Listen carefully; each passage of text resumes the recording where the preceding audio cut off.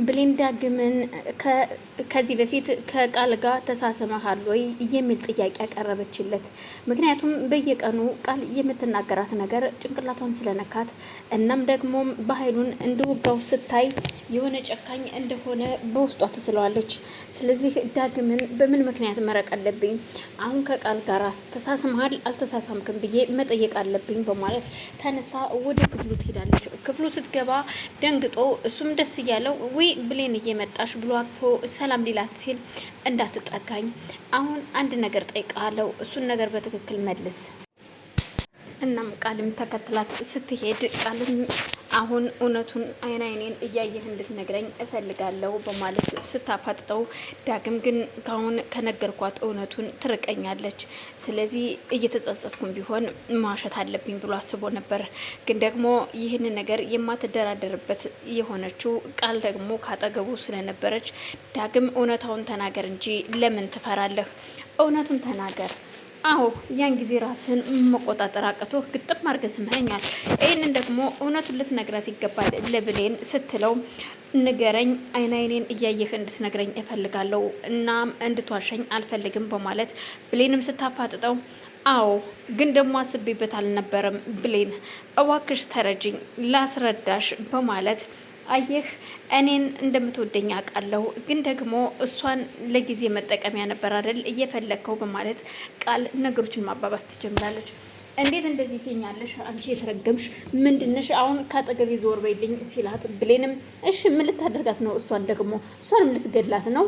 ምክንያቱም ትናንትና በኃይሉን ገድልሃል፣ ከዚህ በፊትስ ምን እንዳደረግ እኔ ምን አውቃለሁ በማለት ብሌን ስትናገረው፣ እባክሽ ብሌን እንደዚህ አትናገሪኝ፣ አሁን ከዚህ ውጭ በቃ ቃል በቃ ውጪ በማለት ተሸንፍ ያለው ውጪ ብላ ስታባ እሷም እንድትሄድ ታደርጋታለች። በዛን ሰዓት ብሌን እዩልህ አንድ ነገር ልንገርህ፣ ከዚህ በኋላ ባጠገቤ እንዳትሶር፣ እንኳን መጣራት አይደለም እኔ በሄድኩበት መንገድ እንዳትሄድ በማለት ተናግረው ትታወታ ትሄዳለች። ስትሄድ እያለቀሰች ነበር። እሱም እየተናዱ እያለቀሰ እዛው ክፍሉ ቁጭ ይላል። ብሌን ወደ መኝታ ቤቷ ትሄድና አልቅሳ ከጨረሰች በኋላ ቃል ስትጠራት ወደ ኪችን ትሄዳለች። ኪችንም አልነበረችም። ቃል የቱና ነው የምትጠራኝ በማለት ወደ ሳሎን ትሄዳለች። እናም እሷ ግን በአጋጣሚ ተመልሳ ወደ መኝታ ቤቷ ሄዳ ስለነበር ቃልም በመመለስ ወደ ክፍሏ ትሄዳለች። ተመልሳ ቃልም ሳሎን ቁጭ ብላ ያለ በአጋጣሚ ማንም እንደሌለ መኖሩን ሲያቅ ወደ ሳሎን ይሄዳል። የሄደው ዳግም ወደ ሳሎን ሲሄድ ብቻዋን ቁጭ ብላ ያገኛታል ቃልን። በዛን ሰዓት አንቺ እየተረገምሽ ሰይጣን፣ አሁን እኔ እገልሻለሁ፣ በእኔ እጅ ነው ህይወትሽ የሚጠፋው በማለት አንገቷን ይይዘዋል። የቃልን አንገት ሁሉም እየተፈራረቀ ቢይዘውም ግን ያልተቆረጠችው ነፍሷ አሁንም ስትል አለች። እናም እገልሻለሁ፣ ምኑናህል ዳግም፣ ምን እያደረክ ነው? ልቀቀኝ እንጂ አንተ ታዲያ አሁን እኔ ልትገለኝ ነው? እኔ ስለገደልክ እኮ ወንድ አትባልም ብትለውም፣ አሁን ግን የእውነት እገልሻለሁ አለቅሽም ሲል አንገቷን ይዞ ጣሯን እያጣጥራት ጀመር።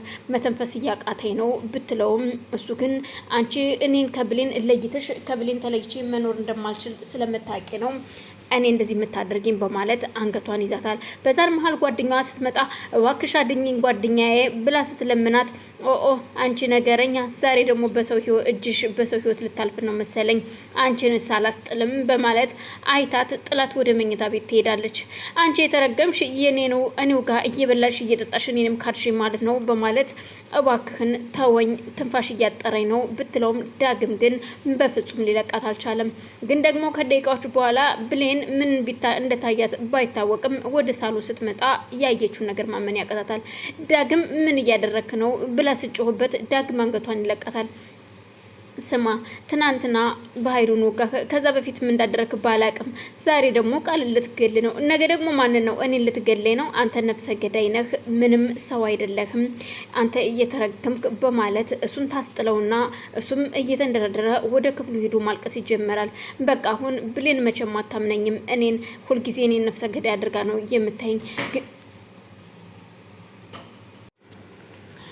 እናም በዛን ሰዓት እሷም አገግማ ተነስታ ጓደኛዬ እውነት እኔን ካደችኝ አንቆኝ እያየች ጥላኝ መኝታ ቤት ሄዳ ተደበቀች ማለት ነው።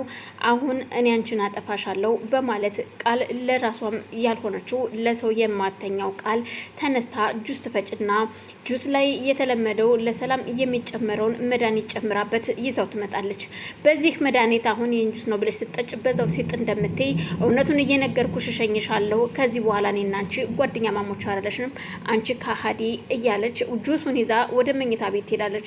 መኝታ ቤት በሩ ላይ ቆማ ስታስበው እኔ ይህን ጁስ ሰጥቻት ብትሞት እንኳን እኔ እጠየቃለሁ። ስለዚህ እኔ ብልጥ መሆን አለብኝና ይህን ጁስ መስጠት ያለባት ብሌን ነች በማለት ተወጣና ወደ ውጭ ብሌንን ትጠራታለች። ብሌንን ትጠራትና ምንድን ነው ብላ ስጠይቃት ይሄንን ጁስ ወስድና ለጓደኛዬ ስጫት መኝታ ቤት አለች። አልገባኝም፣ ለምን ራስሽ አትሰጫትም? ለምን እኔ እንድሰጣት ፈለግሽ? ስትላት ስለተጣላንና ስለማንነጋገር ነው። እሷ ደግሞ እንደዚህ ሰዎችን በቀላሉ ይቅር የምትል ልጅ አይደለችም። እናም ትንሽ አሞኛል ብላለች። ይሄንን ጁስ ስጫት ትላታለች። ግራ የተጋባችው ቃል ይህን ጁስ የሆነ ነገር አድርጋበታለች ማለት ነው። ስለዚህ እኔን ተጠያቂ ልታደርገኝ ነው፣ ግን ደግሞ የሆነ መላላጣም በማለት ጁሱን አልወስድም ብላ እምቢ ብትላትም ቃል ስትናገራት እሺ ብላ ያንን ጁስ ይዛ ትሄዳለች። ይዘው ሂዳ መኝታ ቤት ጁስ እንቺ ስትላት ለምንድን ነው ምን ፈልገሽ ነው